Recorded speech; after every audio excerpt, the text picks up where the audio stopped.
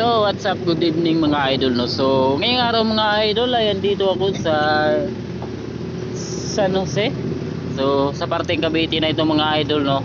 So, ayun, ngayong gabi mga idol ay pupunta kami ng Batangas. Pero, ayun, bago kami dumiretso ng Batangas ay dadaan muna kami ng Tagaytay sa may parteng Rotonda, no? Dahil yun yung area na doon kami magkikita-kita ng mga member ng MSRCP mga idol, kasi yun nga may outing kami at EB meeting na rin namin, no, para sa aming grupo. So ang backride ko mga idol ay ang aking OBR. So doon mag-overnight kami doon mga idol, kami lahat ng member ng MSRCP. So doon na kami matutulog at ayun, hanggang kinabukasan pa ng hapon, linggo ng hapon yung pinaka-uwi namin mga idol. Siguro mga bandang 2 or 3 ng hapon, kasi ayun, dadaan pa kami ng cave yung tunnel mga idol, no.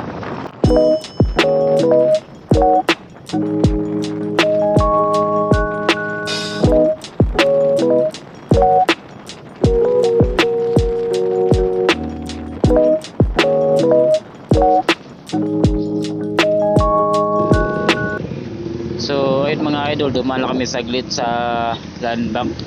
Kumuha lang kami ng konting pera para may magamit kami pagdating namin dun sa Batangas. So let's go.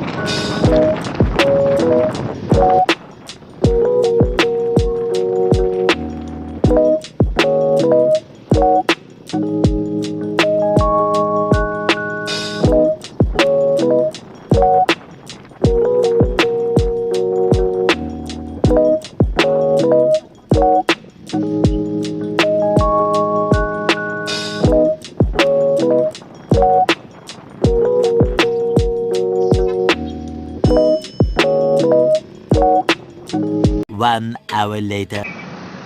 So after na medyo mahabang biyahe mga idol, no. So ayun, andito na tayo sa area kung saan kami magkikita-kita ng mga iba pang member ng MSRCP. So ayun, pagdating dito bumili agad si OBR ng siopaw, nagutom na siya sa biyahe. So ayun, kain muna tayo mga idol, no, habang iniintay natin yung iba ko pang mga kasamahan. So ayan ang OBR ko mga idol, no. So ayan, kaway-kaway na muna. Yun, smiling. At si Diablo, relax na muna. At mamaya mapapalaban ulit. So ayan na mga idol, no. Unti-unti nang dumarating yung iba nating mga kasamahan. So ayan, kunti na lang yung hinihintay namin para mag-aalis na kami pa Batangas.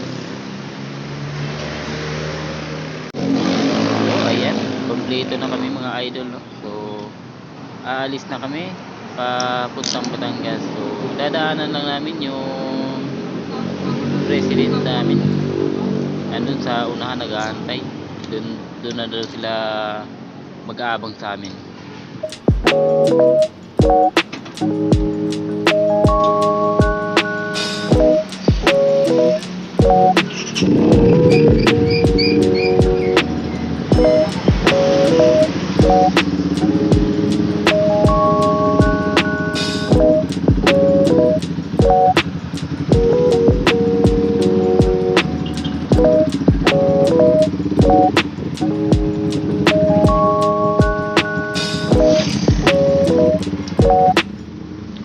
So let's go.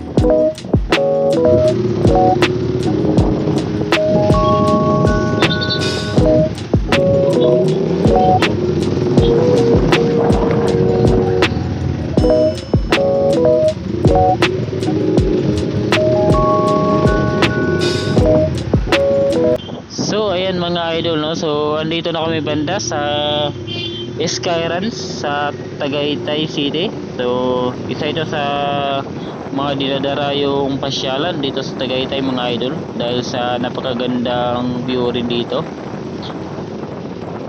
Ang kagandahan dito mga idol, no, kapag pumunta ka ng maaga, yung medyo maliwanag pa, ay habang kumakain kayo ay matatanaw nyo ang Taal Volcano. So sulit na sulit yung view dito mga idol, no. So talaga namang busog na kayo, busog pa ang mata nyo sa mga tanawin. Sana all. Hindi totoo yan. Bola lang yan. So talagang sulit yung punta. Hindi talaga masasayang yung bakasyon nyo dito mga idol, o yung paggala nyo dito sa Tagaytay City. Grabe, napakalamig talaga dito mga idol. Talagang nakaka-relax yung hangin dito sa Tagaytay.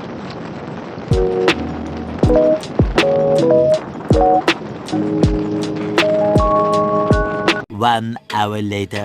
So after ng mahabang biyahe mga idol, ay andito na kami sa Calao, Batangas City. So dito naman iiwan yung aming mga motor.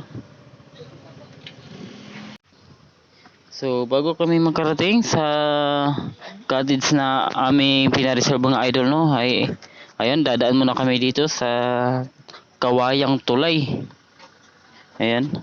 So tatawid kami doon sa kabila sa dulo dahil andun yung pinareserve namin na cottage. So ayan. Dahan-dahan lang at baka madulas. Baka pulutin dun sa baba. Mahirap na.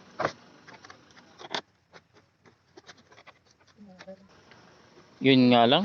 Ayan, napakadilim dito. So, kailangan ng flashlight. Napakadilim. Andun pa sa dulo yung cottage na pinapareserve namin.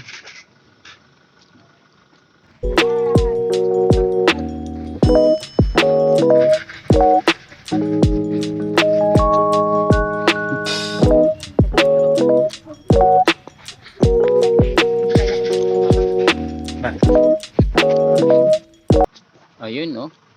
May mga nagtatayo na ng tent dito. So mamaya magte-tent lang din kami.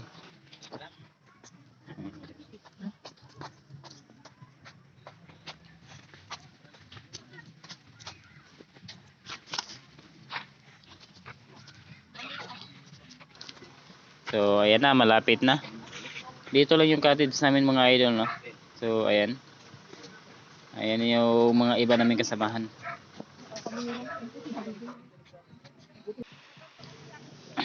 So ayan, napakadilim. So ayan, pahinga na lang muna kami mga idol at bukas na kami mag-iikot-ikot dito.